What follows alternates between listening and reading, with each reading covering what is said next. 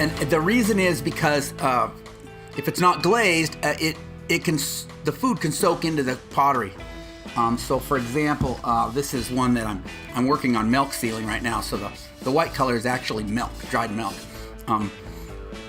So I poured milk in this and I let it sit for a couple of hours, and the milk soaked into the pottery because it was porous and actually started to come out on the outside. So it came all the way through.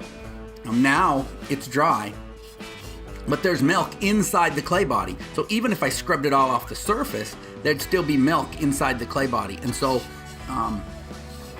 if you were using this for eating out of, that milk could turn sour and you get bacteria off of it.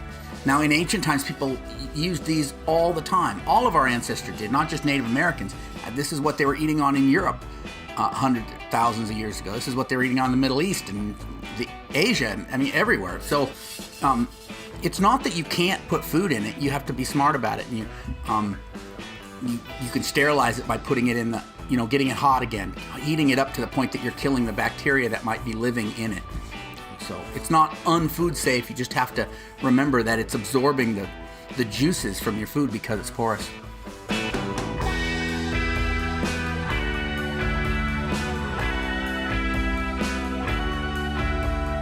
Any earthenware is going to be porous a little bit. Water's going to seep through it. But let's use this in the milk again as an example.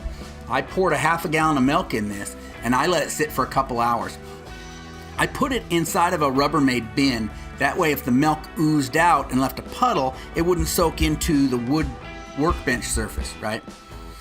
But when I came out 2 hours later, it was damp on the surface, but there was no puddle of milk underneath, right? There was not a lot of milk. If I had let it sitting on the wood, it wouldn't be full of milk today because it wasn't coming through that quickly.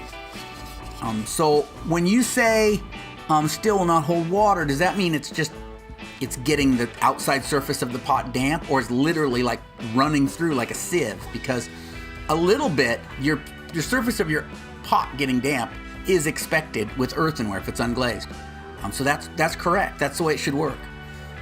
If it's literally just running through, yeah, there's something wrong. But I've never had that experience, so I can't really speak to that.